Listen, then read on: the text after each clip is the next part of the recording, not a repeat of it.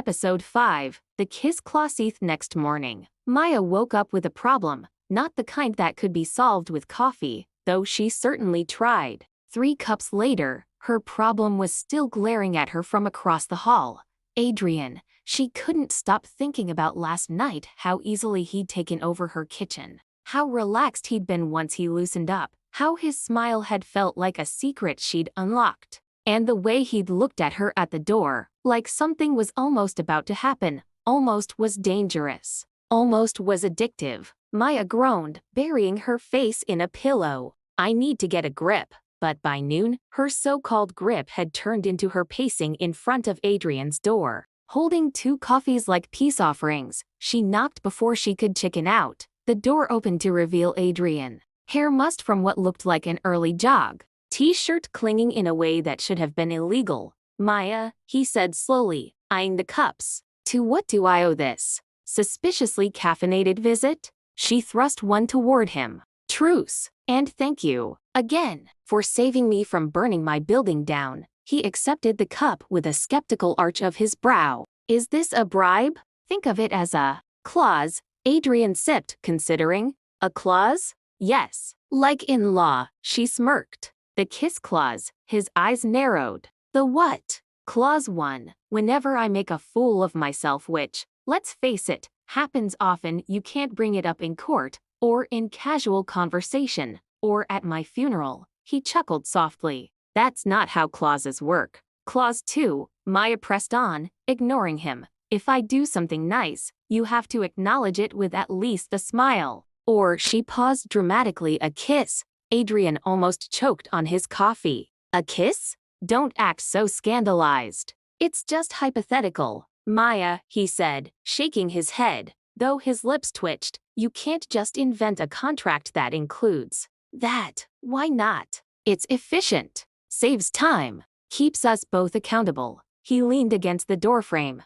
looking at her with that lawyerly stare that always seemed to unravel her confidence. And what happens when you inevitably break your own clause? She grinned. Then I guess you get a kiss. For the rest of the week, Maya found herself testing the boundaries of her made-up clause. She brought Adrian muffins one morning. He smirked, held up the bag, and said, Clause 2? Her cheeks flamed. Fine, you get a smile. Happy?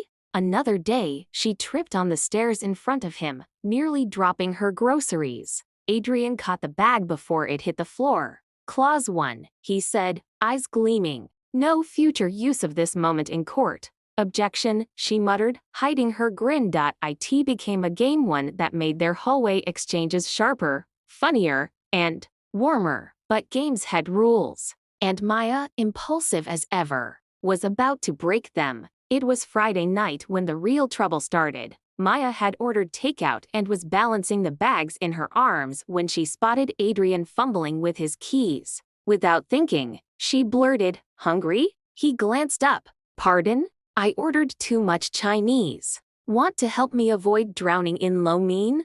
Adrian hesitated. She could almost see the internal debate flickering behind his eyes. But then he sighed, pocketed his keys, and followed her inside. Maya tried to play it cool, but her apartment suddenly felt smaller, more intimate. The air thickened as Adrian sat on her couch, loosening his tie. They dug into cartons of noodles, chopsticks clacking, conversation easy. Maya found herself telling him about the time she'd accidentally auditioned for the wrong play in college and ended up performing in a French farce despite not speaking French. Adrian laughed, an actual laugh, rich and unrestrained. Maya's heart soared. You're ridiculous, he said, shaking his head. Clause 1. She shot back. He smirked. I wasn't planning to use it in court. Silence fell, but not the awkward kind. The kind that hummed. Adrian set his carton down, watching her with that same unreadable expression from the other night.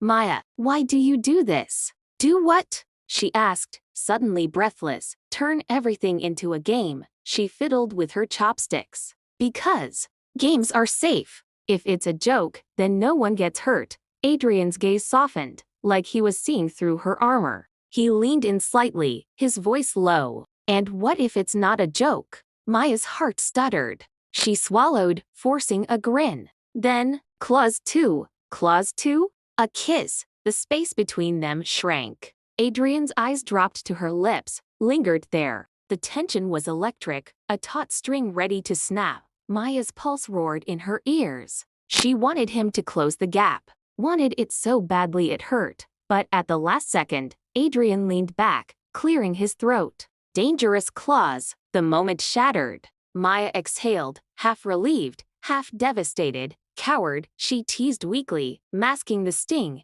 Adrian smirked faintly, but his eyes gave him away. He wanted it too, and that was the most dangerous part.